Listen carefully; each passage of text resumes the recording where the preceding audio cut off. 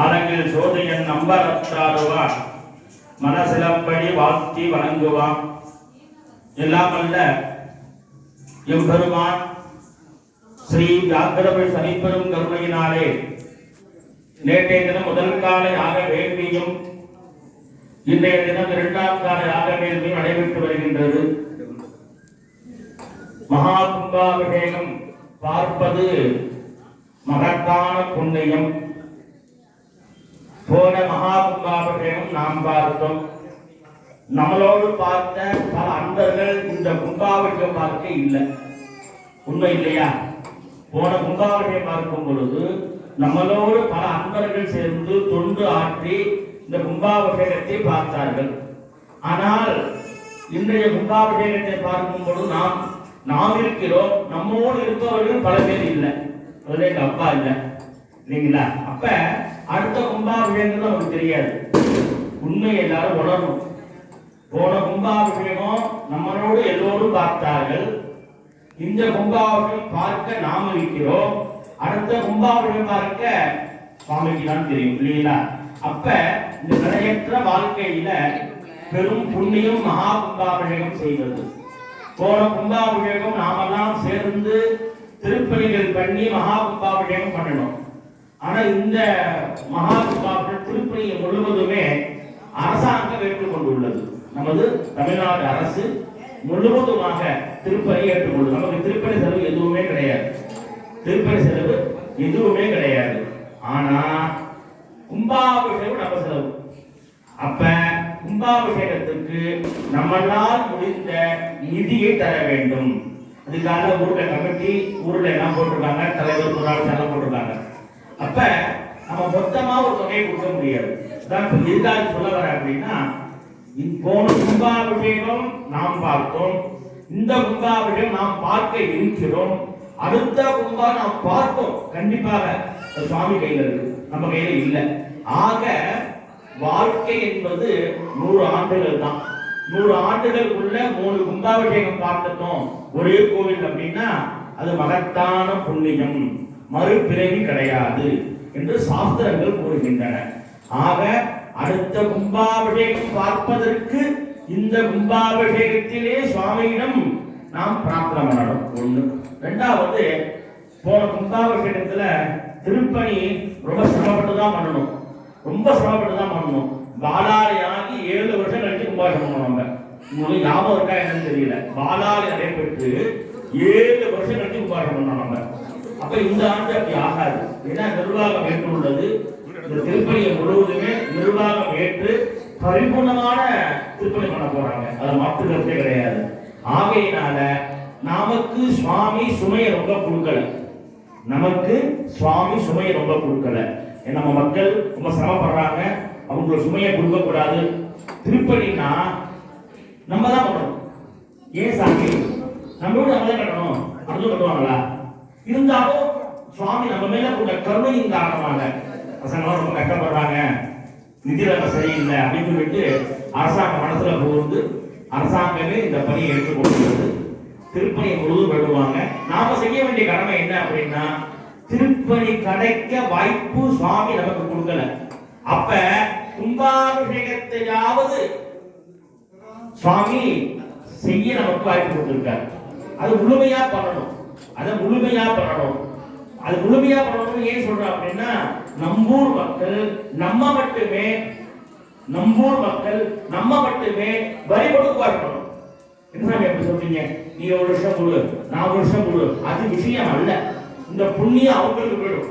நான் சொல்ற விஷயம் உங்களுக்கு அன்னதானம் பண்றதா இருந்தா நான் உழைச்சி நான் சம்பாதிச்சு அந்த காசுல அன்னதானம் பண்ணாதான் புண்ணியம் வருமே தவிர பெரிய அதிபட்ட போய் 50,000 பணம் ஒரு அன்னதானம் பண்றேன்னா இந்த புண்ணியம் அவங்களுக்கு கூட நமக்கு கிடைக்காது இல்லைங்களா? அப்ப புண்ணியம் செய்ய வேண்டுமானால் அந்த புண்ணியங்கள் நமக்கு பரம்பரை அனுபவிக்க வேண்டுமானால் நாம் உழைத்து நம்மளுடைய காணிக்கு அதுல அதிகமா இருக்கணும்.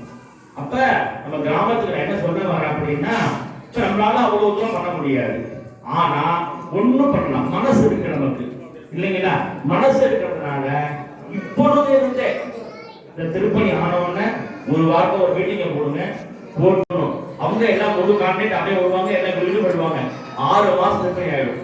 6 மாசங்கள்ல அது ஓகே. அரசாங்க பணி மெதுவா நடக்கும். ஆனா அது ஓகே ஆயிடுச்சு நடக்கும்.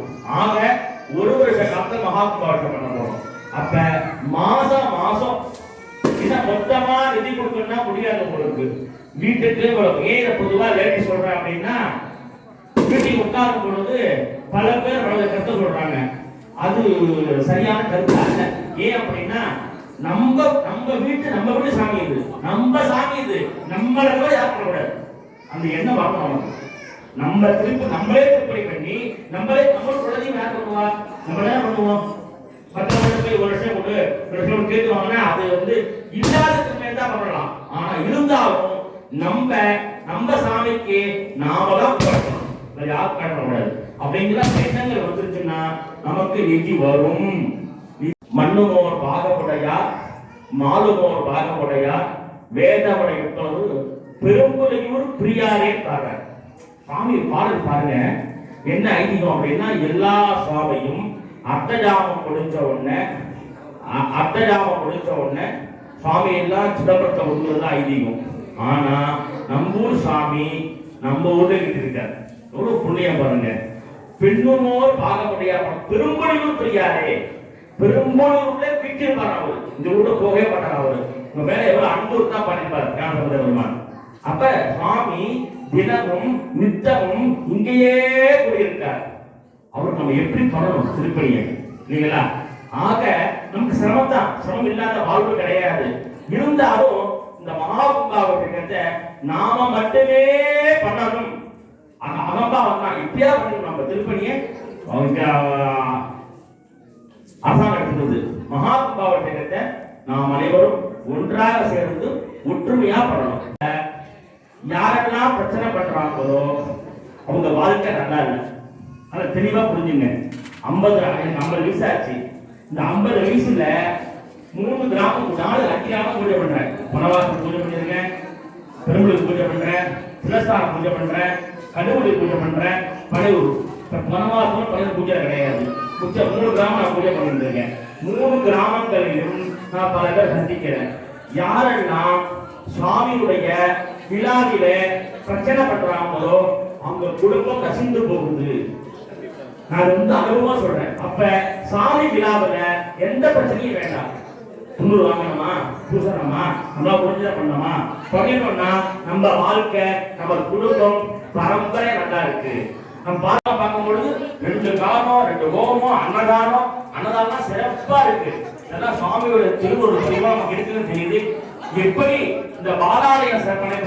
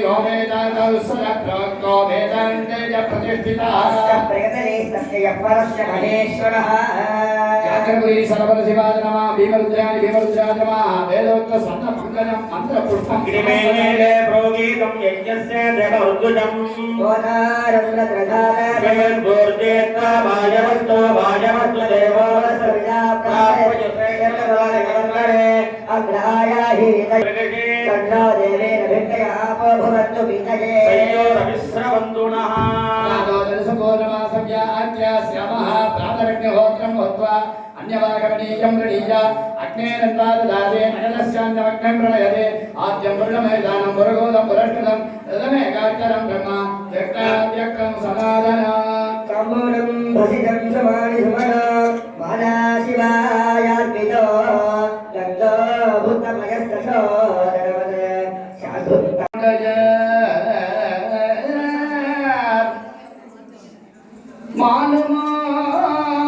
மானுமார் பாகமுடையார் பின்னுமோர் பாகமுடையார் வேதமுடைய விமல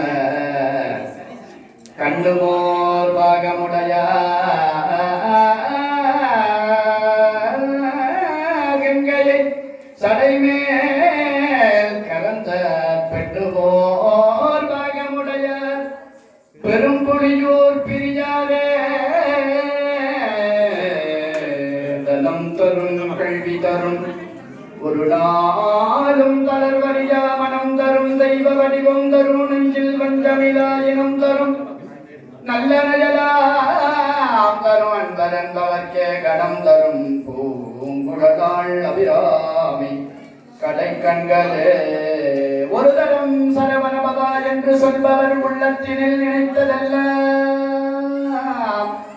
உடனே கைகூடும் என வேதங்கள் மொழியுதே உண்மை அறிவான பொருளே பரிவாகவே அனந்தம் தரும் சரவணபவா என்று நான் சொல்லியும் பாங்கு காங்கேயா அடியனே எண்ணியது படியார் இருப்பதேனோ